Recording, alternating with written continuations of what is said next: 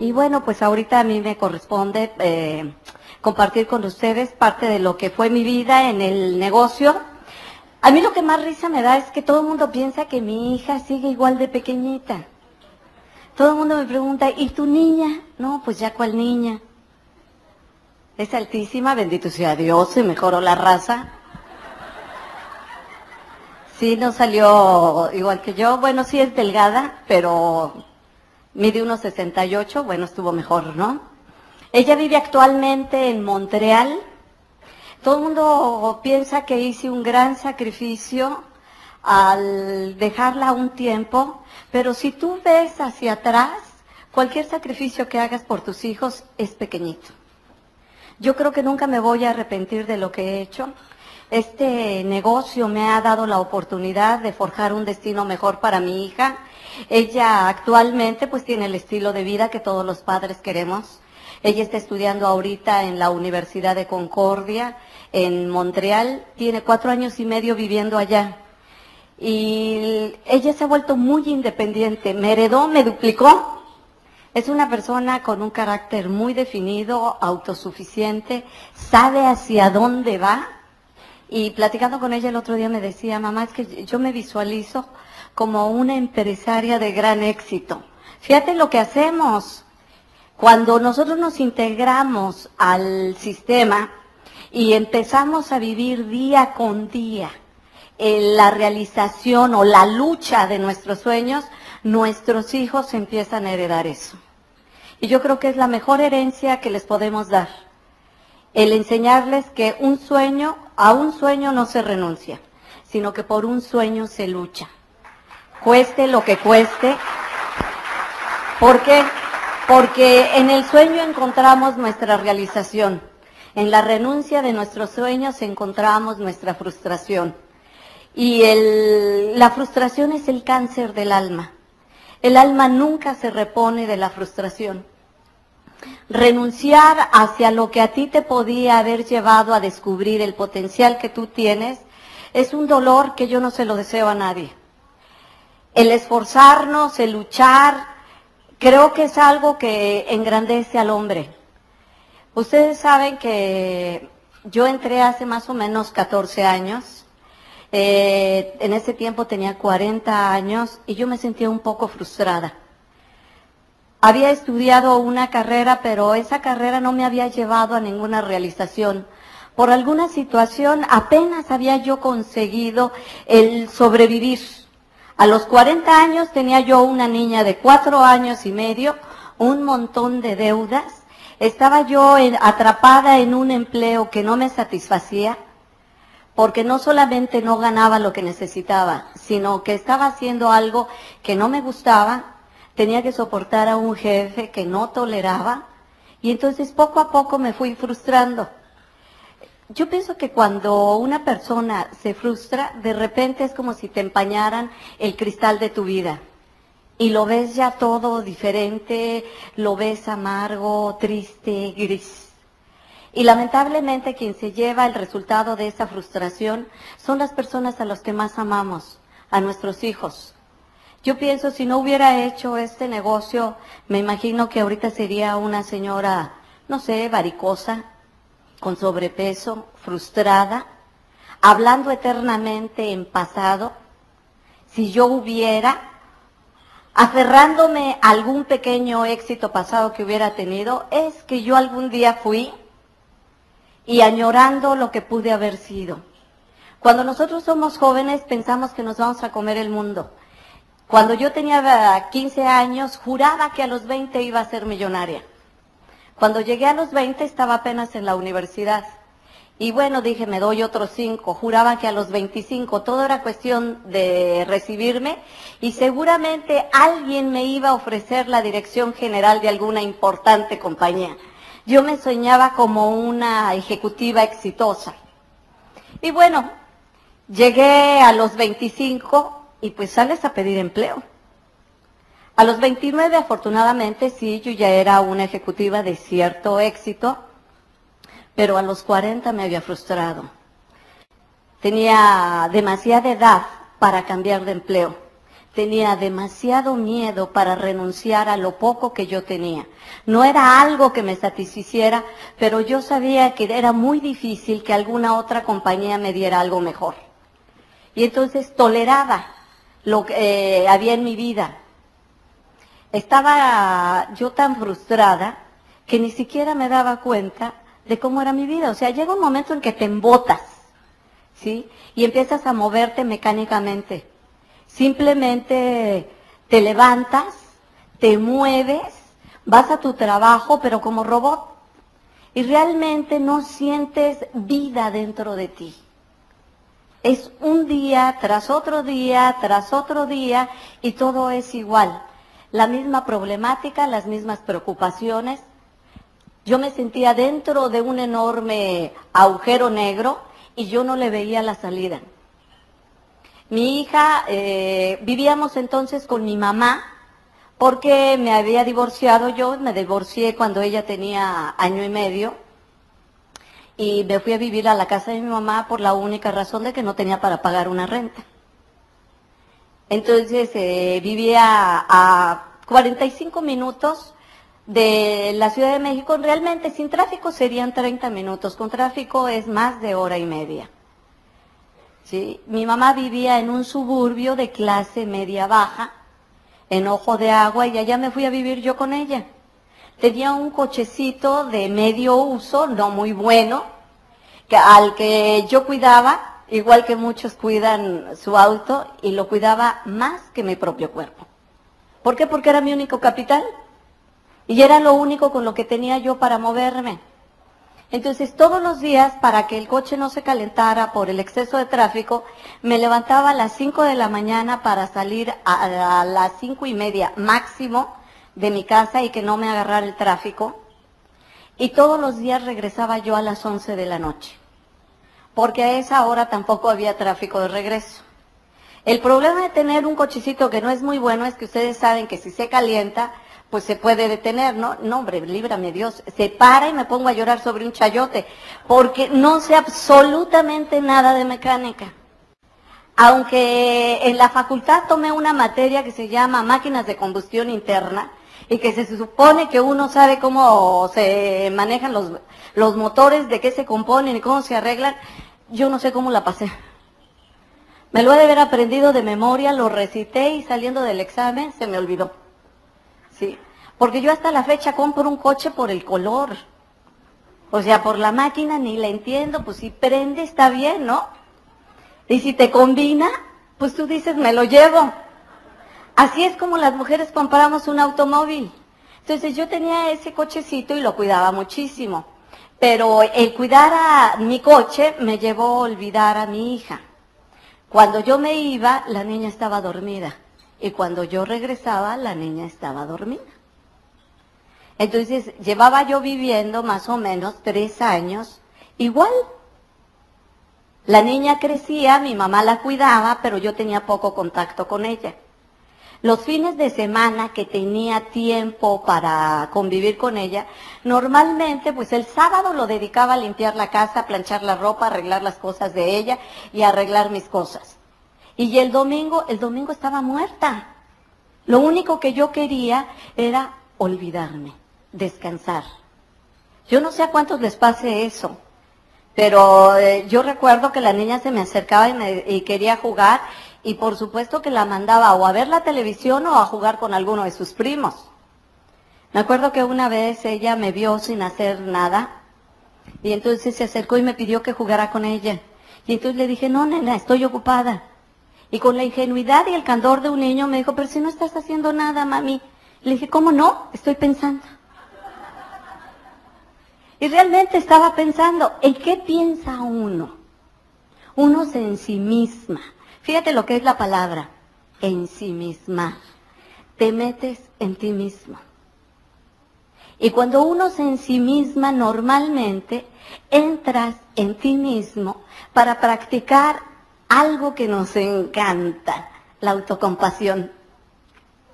Entonces yo estaba ensimismada pensando en cómo la vida se había portado tan mal conmigo.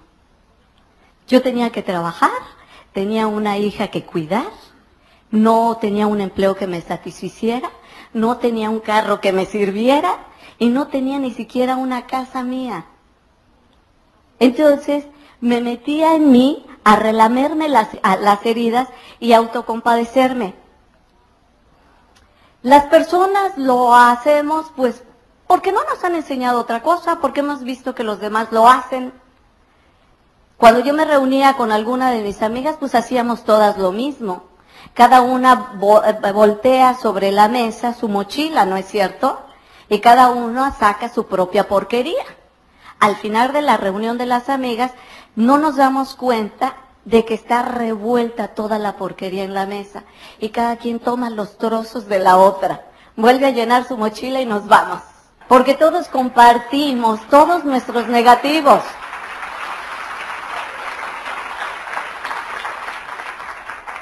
Entonces, en esas estaba yo, pero yo pienso que la vida es misericordiosa con cada uno de nosotros. La vida a veces te golpea para ver si despiertas, para ver si nos damos cuenta. Y en eso estaba cuando un amigo mío me regaló un librito. Era un librito de pequeñas historias. No sé por qué me lo regaló. No sé si él sabía que me hacía falta, si lo había leído antes, o simplemente la vida lo utilizó como instrumento y me acercó ese libro. Yo recuerdo que lo abrí y venía una pequeña historia. Hablaba de un niño que va corriendo cuando llega su papá del trabajo y le pregunta, papá, ¿cuánto ganas tú por cada hora de trabajo? El papá, que viene cansado, le dice cualquier cantidad, $5 la hora, por decir algo, ¿sí? Y entonces el niño se le queda viendo y le dice, papá, ¿me puedes dar 3? El papá, enojado, piensa que el niño es un interesado y lo regaña y lo manda a dormir. El niño, apesadumbrado, porque es un niño muy pequeño, de 4 o 5 años, se va a su recámara sin decir nada. Y el papá al rato se queda pensando, si esos $3 a lo mejor no son algo importante para el niño y que finalmente pues para él, pues ¿qué más da?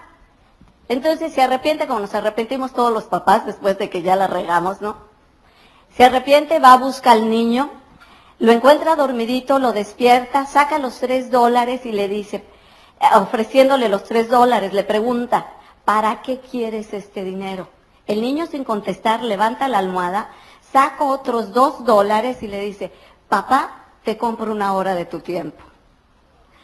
A mí esa historia, bueno, me partió el corazón, porque de repente me di cuenta que yo llevaba 3 años sin darle 1 hora completa a mi hija.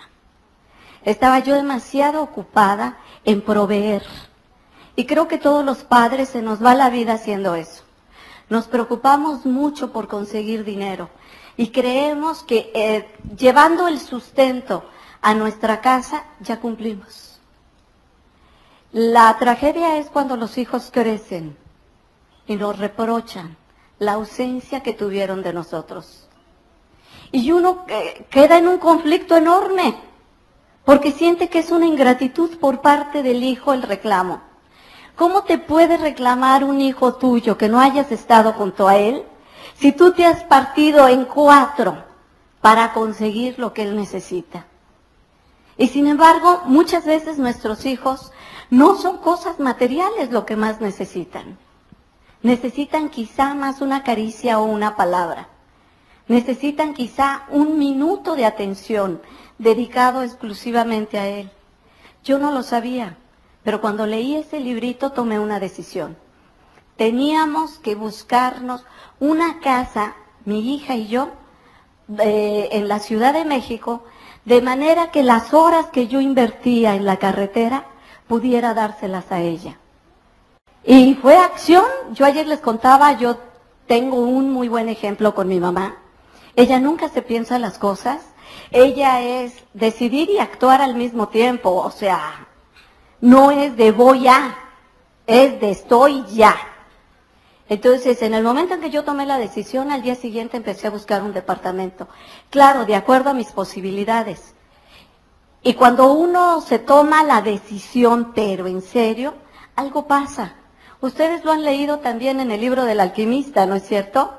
Que dice, el universo se confabula.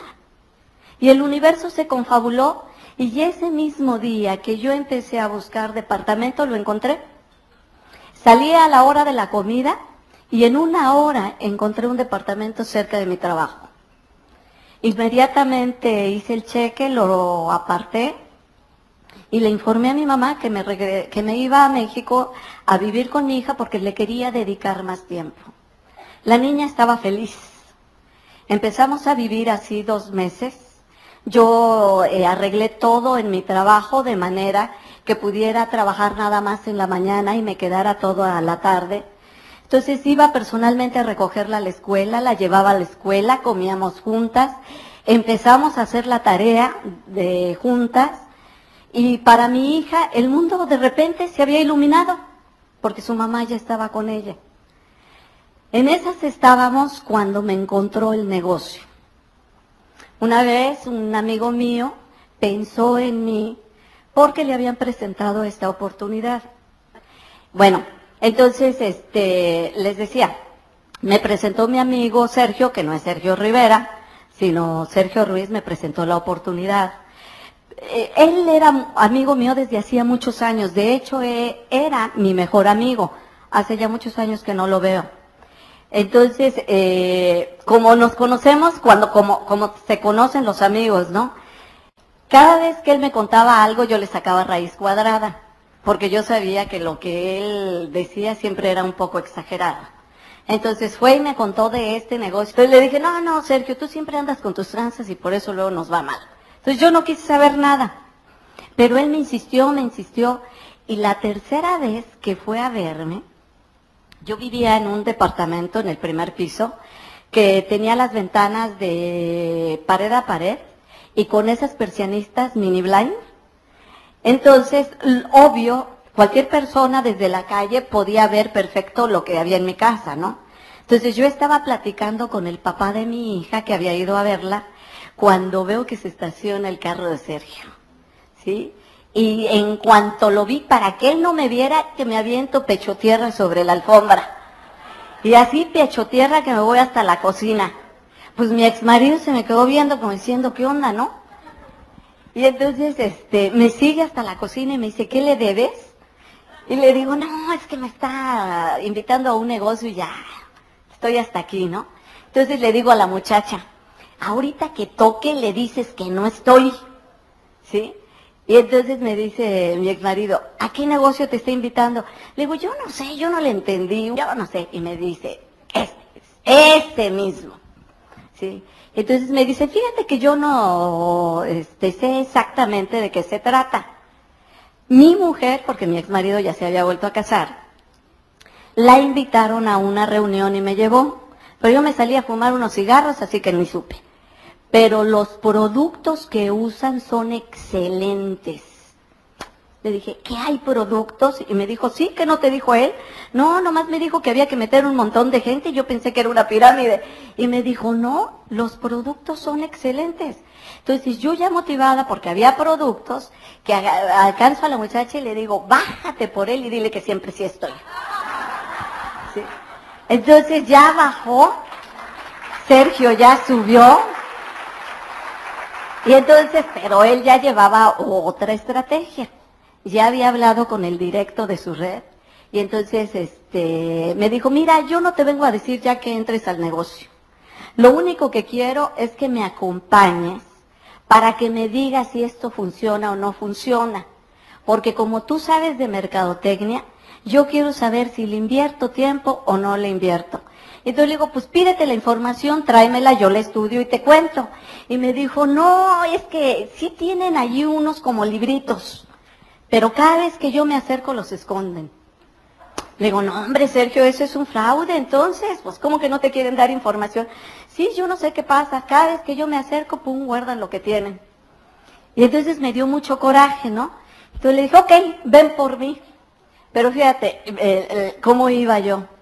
Yo tenía la costumbre de dormirme con pants. Esas eran mis pijamas. ¿Por qué? Porque cuando te levantan nunca saben si te acabas de levantar o vienes de correr, ¿no? Y entonces, me puse yo mi pijama, tenía un pants y me puse un suéter largote para que se medio ocultara, ¿sí? Y así me fui con esas fachas al Open. Yo no sé ni cómo nos dejaron entrar, ¿sí? Me fui con esas fachas y entonces ya alguien presentó el plan, pero yo le había dicho a Sergio, 1 hora, porque él me dijo, le dije, ¿cuánto tarda? Y me dijo, 1 hora. Ok, llegamos a las 8, a las 9 yo me salgo. Y que se extiende el que está presentando el plan. A las 9 yo vi, hora de irse, vámonos. Entonces, Sergio me dejó ir. Yo dije, me tengo que regresar en camión, ¿no? Pero la directo de él me alcanzó y me llevó el portafolio con toda la información que venía en el kit. Y entonces me dijo, disculpa, pero es que Sergio me dijo que tú eres una persona muy ocupada, que no te podías quedar, entonces te reuní esta información para que la analices. No, hombre, yo me fui, pero súper feliz. Me habían levantado mi sentido de la importancia personal hasta el cielo. Al Sergio no le habían querido dar nunca nada. Y a mí me daban todo el portafolio del kit. ¿Sí? Entonces, ¿cómo me fui? Nunca me enteré que había sistema. Pero yo llegué y empecé a revisar. A mí me interesó lo que escuché, pero no lo comprendí todo totalmente. A mí lo que me intrigaba era de dónde salía el dinero. Yo nada más quería tener claro de dónde salía el dinero. ¿Por qué quería tener claro eso? Porque yo no quería meterme en un negocio fraudulento que se pareciera a las pirámides. Entonces yo revisé todos los libritos, pero pues ni le entendí. Y entonces, me acuerdo, una parte de mí, mi corazón me decía que eso era bueno, pero mi mente me decía, ¿y si te vuelves a embrollar en otro rollo? Entonces yo me acuerdo que yo le pedí a Dios, yo no sé ustedes, yo soy sumamente creyente. Cuando yo no puedo solucionar algo, le pido a Dios que me eche la mano. Y entonces, y que me ilumine las neuronas que sirven, pues para entender, ¿no?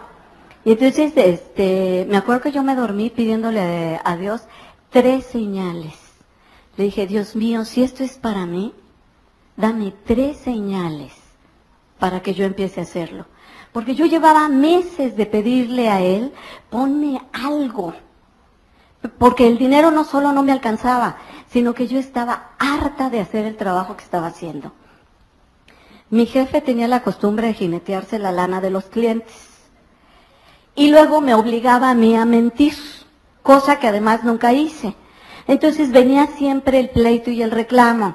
Él me decía, no, es que no te pones la camiseta, que no sé qué más. No, pues si ponerse la camiseta era mentirle a un cliente de, ya me mandaron a hacer mis muebles. Y yo, pues la verdad le decía, no hombre, para nada.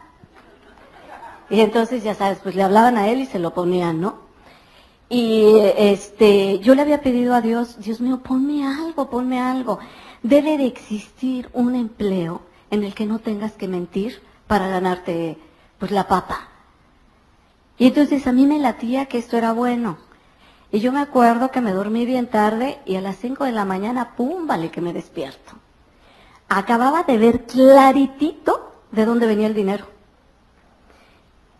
Yo había trabajado anteriormente en publicidad. Había sido directora de ventas de una de las, directora de proyectos especiales de una de las agencias más importantes de México. Y yo sabía que las compañías dedican cuando menos 30% del total de sus utilidades a reinvertir en publicidad y distribución. Entonces de repente lo vi, claro. Ellos nos pagan porque nosotros somos los publicistas y los distribuidores. Cuando entendí eso, no, hombre, que me vuelvo a poner mi suéterzote y que me salgo, porque yo no tenía teléfono en mi casa, y que me voy a buscar a Sergio, le hablé por teléfono, y que le digo, Sergio, ya entendí de dónde sale el dinero. Y ahora me dice, ¿todavía estás revisando todo? No, pero ya lo entendí. Y entonces él me dice, ok, ¿qué te parece si lo hablamos a las 10 de la mañana? Pues es que yo estaba tan nerviosa que a mí ni me importó salir a esa hora a buscar un teléfono y despertar pues al que me había invitado, ¿no? Entonces, yo tenía que hacer un viaje a Estados Unidos. Tenía que ir a Oregon precisamente por cuestiones de trabajo. Entonces, me acuerdo que vi a una persona que es amiga mía, es americano, pero él habla español muy bien. Entonces, le comenté sobre lo que estaba pasando en México. Y entonces él, me acuerdo que Andrew, muy sorprendido, me dijo, ¿está la corporación en México? Sí. Cuando yo escuché eso, yo dije, es la segunda señal. Porque Andrew tenía toda mi confianza. Y si él me estaba diciendo que sus amigos, él es psiquiatra de niños, me dijo, mira, yo no lo hago porque yo tengo una profesión que me absorbe. Yo en tu lugar lo consideraría. Para mí esa fue la segunda señal. Un segundo.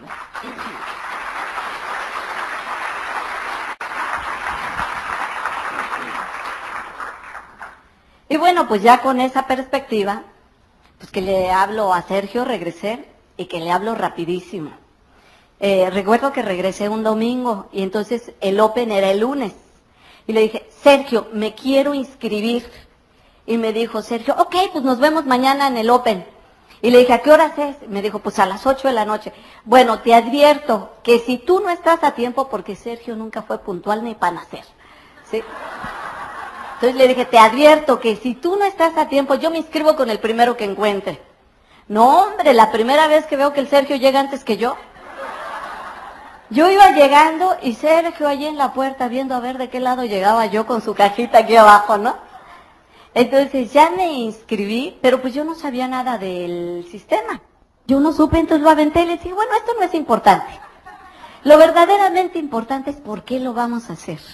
Y yo estaba tan entusiasmada que de lo único que les hablé a esas 13 personas fue de mi sueño. Y los contagié porque a través de mi sueño ellos vieron el suyo. Y en ese momento de las 13, todos quisieron inscribirse. Entonces yo les dije, ok, pues me van dejando dicho porque si no se me olvida. Tienen que pagarme el kit ahorita para que yo se los entregue mañana. Y entonces, pues unos traían, otros no traían, que para mañana, que no sé qué más. Y al día siguiente yo hice repartidera de kits. Y entonces le hablé a Sergio y le empecé a informar. Afortunadamente, él, que sí tenía contacto con su directo, le empezó a contar pues que yo ya andaba desatada. Y que andaba dando planes y inscribiendo. Y entonces el directo pues dijo, pues qué bueno, pero vamos a enseñarle, ¿no? Entonces que me habla mi trabajo. Y me acuerdo que me dijo, señora fulana de tal, sí, ay, bueno, pues mucho gusto. Mire, yo soy Tony Romero, soy el directo de su línea. No me conoce, pero me pongo a sus órdenes, que no sé qué tanto, sé que usted tiene una reunión hoy. Me gustaría apoyarla. Y yo dije, ¿y este quién es? ¿Y de cuánto acá tanta amabilidad, no? Entonces yo le desconfié porque yo pensé que me quería robar a las personas. Y entonces que le doy la dirección y la hora mal. ¿Sí? Y me lo libré. Entonces yo fui, hice mis reuniones, estaba entregando los kits y que lo veo aparecer. Entonces él se fue, se puso enfrente del pizarrón y dijo, buenas noches, yo soy fulano de tal, soy el directo de la señora y estoy aquí por una amable invitación de ella. Y entonces dijo, y me invitó para aclararles, para comentarles unas cuantas cositas. Y que se arranca hablando del sistema. Entonces, como yo no tenía idea de eso, le digo, espérate. Nosotros entramos a un negocio de venta de productos. Si tú quieres vender tus cassettes, hazlo en otro lado. ¿Sí? Porque yo pensé que era negocito de él. Y entonces él se me quedaba viendo como diciendo, Dios proteja la ignorancia, ¿no? Y empezamos a discutir delante de las 13 personas y todos nomás viendo. Entonces al final, él me dijo, yo no puedo creer que exista una persona tan humilde que no pueda enseñarle a otro. ni tan soberbia que no acepte aprender de otros. Y dije, la torre, ¿sí? Me está poniendo en evidencia con los que yo conozco. Yo dije, la humilde Consuelo, no, pues. Entonces me lo da y yo empecé a escucharlos en mi casa. El primero era de un cubano que a mí me pareció que era Nananina y Tres Patines. Yo dije, ¿qué hacen Nananina y Tres Patines aquí, no? Finalmente no me gustó y lo quité. Y luego el segundo era Nananina y Tres Patines 2. Y entonces yo dije, no, pues si así están todos, espérate, yo no quiero. Por fin dije, el último que escucho. El último me salvó la vida. Era un puertorriqueño que le entendía yo ya más. Porque a los otros dos cubanos que no hablaban bien español, yo no les entendía. Al puertorriqueño le entendí muy bien, pero sobre todo porque él sí hablaba con sabiduría. Él tenía como cierta profundidad que se identificaba conmigo. Dije, no hombre, este sí habla bonito. Lo volví a poner. Y entonces él mandaba un reto. Él decía, haz el negocio por 1 año, pero hazlo igualito, igualito, igualito a como te dice tu línea de auspicio, sin cambiar nada. Si en 1 año no te resulta, déjalo. Pero si te resulta, continúa hasta diamante. Entonces yo tomé el reto de Iván Morales.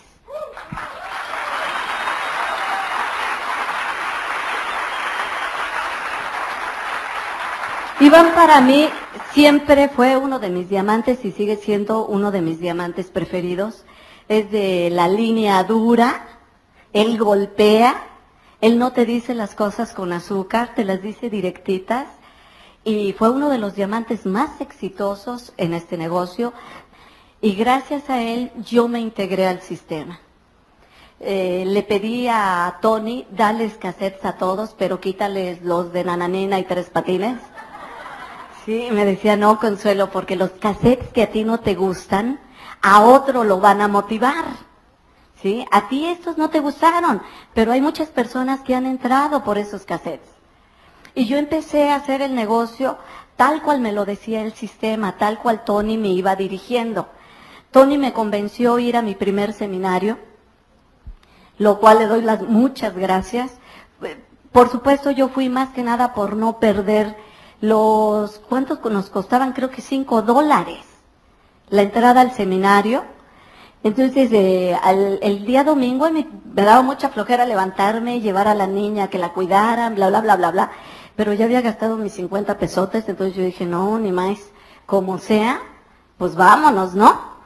Entonces fui al seminario y la pareja que dio el seminario fue tan buena que logró convencerme ir a la convención.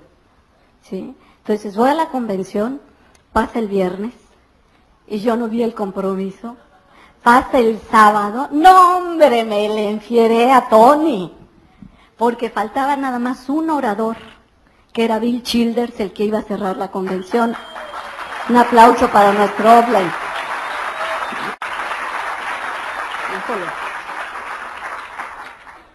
Y entonces le dije a Tony, oye, tú me dijiste que yo iba a agarrar el compromiso aquí y ya estamos en las últimas y yo no veo el compromiso. Yo no sé lo que hizo Tony, pero logró sentarnos en una mesa de diamantes. A la única persona que me había invitado a la convención, que se había ido de mi grupo a la convención. Y eso fue porque yo no la invité, sino se pegó. Ella escuchó cuando Tony me estaba promoviendo la convención a mí. Y entonces ella me dijo, oye, Lindita, ¿yo puedo ir? Y yo le dije, pues si quieres. Esa fue mi promoción. Y entonces se fue. Ella fue mi primera esmeralda. Por eso es que nunca hay que perder la oportunidad de llevar a las personas a las convenciones. Porque ahí es donde se hornean. Todos somos una promesa. Pero en una convención la promesa puede cambiar a una certeza. En una convención muchas personas vamos a encontrar la razón o el valor o la fuerza o la energía o la inspiración, como tú le quieras llamar, para hacer este negocio, para hacerlo hasta sus últimas consecuencias. Entonces regresamos nos sentaron en la mesa de diamantes y yo no sé qué pasó. Estábamos escuchando la traducción por Walkman, ¿sí? Y el mío se descompuso. Entonces me aventé a Childers a capela. O sea, por un lado yo no sé hablar inglés y mi Walkman no servía. Entonces yo veía que Childers hablaba y hablaba. Childers no es una persona que se dirija a todos, sino más bien escoge como que los que tiene enfrente. Y tiene una energía muy especial. Entonces mientras él hablaba, yo me sentía entusiasmada. Y de repente él hace algo que, claro, para mí fue el mejor argumento. No, hombre, eso fue el paroxismo de la inspiración para mí. De repente me levanto, me trepo en una mesa y empiezo a gritar como loca.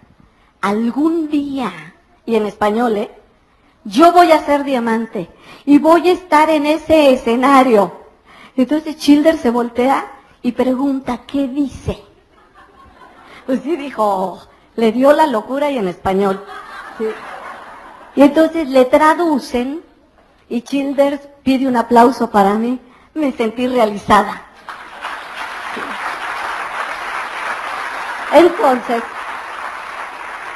yo me acuerdo de la cara de Marta, que asustada me jalaba del vestido y me decía, sí, lindita, pero bájate. Es que fíjate, yo tan propia, 2 días antes yo había llegado a la convención a observar. Yo soy ingeniero industrial, soy sumamente analítica, tengo mente de matemático. Primero pienso y luego siento, ¿sí? Entonces yo llegué y observé, y yo los veía todos así como muy locos, como muy cursis, muy ridículos. Todo el mundo abrazándose, dándose besitos, y yo decía, ¿no? Y luego a la hora que ponían la música, todo el mundo bailando, y esto y que el otro, yo embarada viéndolos. Marta, ya sabes, se había soltado el chongo y a todo lo que daba. Y entonces Marta me decía, porque Marta es una persona feliz, sencilla, que se integra. No tiene tanto rollo mental como yo. Y entonces Marta me decía, muévete, lindita. Y yo, ¿qué te pasa? ¿Sí? Y entonces me decía, no, hombre, ¿no te das cuenta que al fin y al cabo aquí nadie nos conoce? Entonces yo dije, pues sí, ¿verdad? Y ya con eso de que no importa si hago el ready, empecé por acá a baile y baile. Al día siguiente estábamos una en una bocina y otra en la otra. Nos fueron a bajar. Entonces, fíjate, en 48 horas había cambiado mi personalidad.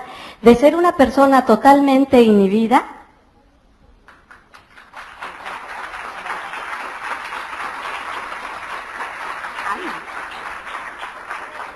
equinacia, ¿verdad? Así, a ver si esto sí ya me abre bien. Bueno, gracias por la equinacia. De ser una persona totalmente inhibida, al día siguiente ya andaba yo dirigiendo el baile. Pues al fin y al cabo nadie nos conocía. ¿Sí? Entonces, ya con eso nos regresamos. No, hombre, yo iba prendidísima. Tony iba feliz. ¿Por qué? Porque yo había tomado el compromiso. Yo había decidido en esa convención que yo llegaba a diamante. E iba a llegar como mi héroe en 24 meses. Lo hice en 22 por el año fiscal, no por mejorar el récord de Iván, ¿sí? Sino porque si no calificaba, pues ya era hasta el otro año, entonces le tuve que tupir.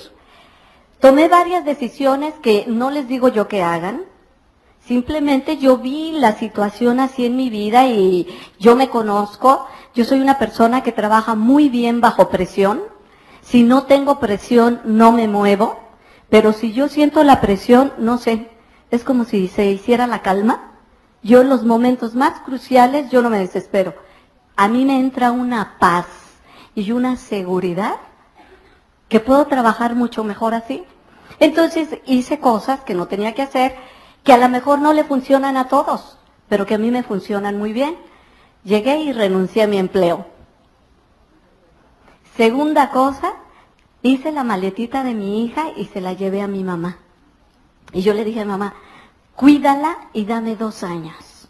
Dame 2 años porque yo me voy a hacer diamante, mamá. Mi mamá no entendía.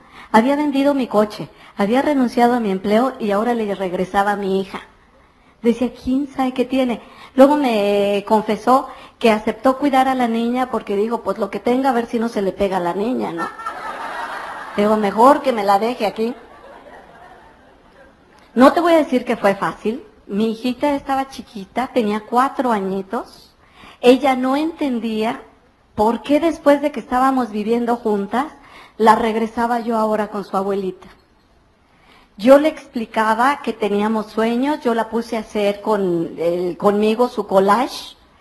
Y yo creo de verdad que los sueños que tú recortas y visualizas se cumplen. Porque Fernanda recortó una foto de Lupita D'Alessio con un micrófono. Lupita en ese tiempo se peinaba como yo, no yo como Lupita, ella como yo. ¿Sí?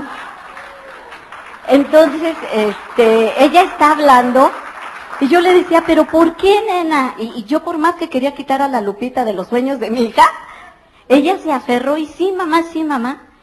Tengo una fotografía años después, hablando yo en una convención, que estoy tomando el micrófono que parece que estoy cantando. Y tengo un ángulo en donde se me ve más el cabello que la cara. Y veo la fotografía que recortó Fernanda y es igual. Fíjate, ella me visualizó con un micrófono y yo ni idea tenía que después eso sucedería, pero dando una conferencia. Nunca cantando, no hombre, si salen todos y empiezo a cantar. Yo canto tan bien que me utilizan para fumigar, nomás echar. Entonces, yo empecé a ver a mi hija nada más los fines de semana. Pero fue muy bueno porque entonces aprendí a darle tiempo de calidad. Antes, aunque vivíamos juntas, yo realmente no le hacía caso. Como después de que entré al negocio, nada más la iba a ver los domingos, entonces todo desaparecía para mí y lo único que existía era ella. No le hacía caso a mis hermanos que iban a comer con mi mamá, no le hacía caso a mi mamá y solamente éramos la niña y yo. Ahí aprendí a ponerle atención a mi hija, cosa que fortaleció mucho su autoestima. Jamás volví a atender a una persona que me hablara callando a la niña. Callo primero a la otra persona y le pido, ¿sabes qué? Discúlpame, ¿qué me decías, nena? Eso le empezó a dar mucha seguridad a ella. Yo ahora la que la veo hecha una mujer, me da mucho gusto, porque la veo una mujer autosuficiente, segura de sí misma, aceptando el mundo que tiene, sin miedo, dispuesta a enfrentarse a lo que venga, y eso solamente lo tiene un niño que ha tenido atención por parte de sus padres, que no se sabe rechazado.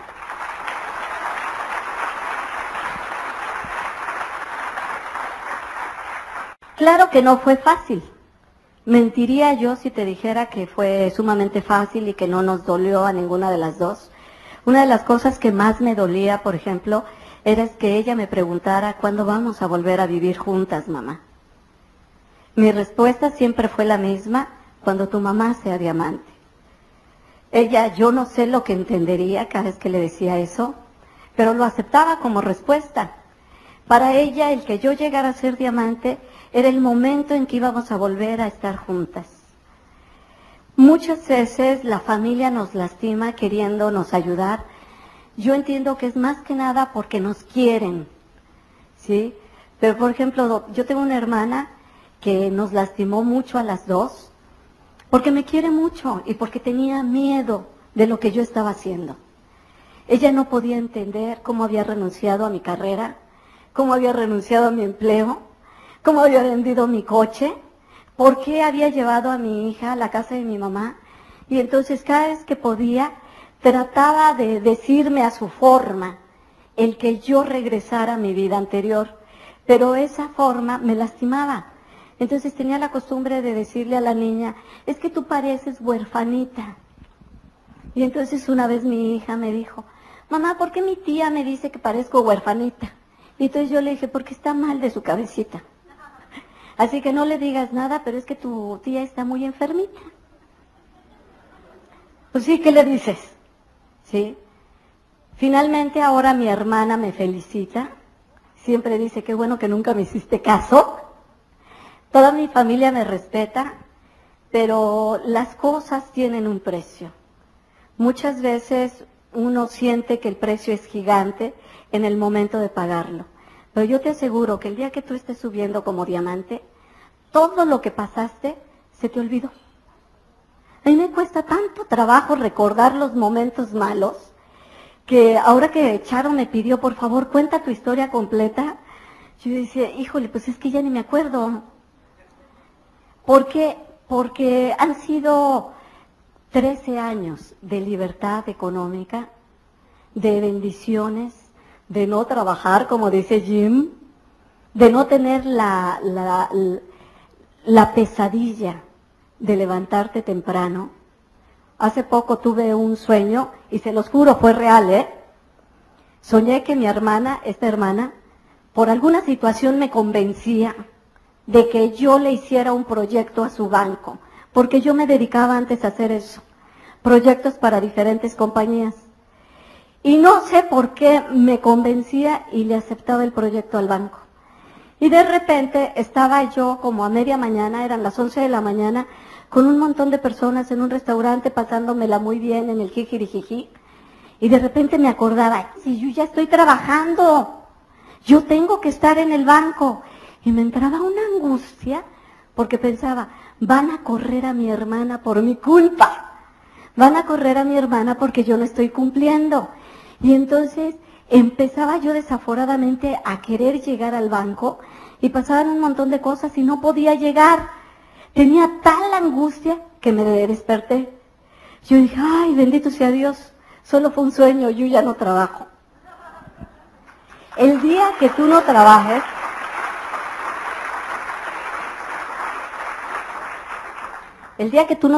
lo vas a ver. Es una bendición no estar dependiendo ya ni de un empleo ni de un sueldo. Cuando yo llegué a Diamante quise darme el mayor de los premios. Así que lo preparé todo para que ese día mi hija y yo volviéramos a vivir juntas. Conseguí una casa como nunca la habíamos tenido, una casa gigante. Se la enseñé antes de que yo la empezara a preparar para que nos mudáramos. Y preparé que el día justo, un día después de que terminara la convención, o sea, el domingo, mi hija y yo íbamos a entrar a esa casa para ya no separarnos. Entonces, mi mamá se trajo a la niña, se trajo sus cositas, pero ella se negó a entrar hasta que yo llegara. Entonces, cuando abrí la puerta de la calle, la vi sentadita en su maletita, en el patio de la casa. No había querido entrar hasta que no llegara su mamá. Y en cuanto me vio, corrió, me abrazó y me dijo, gracias mamá, por ser diamante. Los quiero un montón.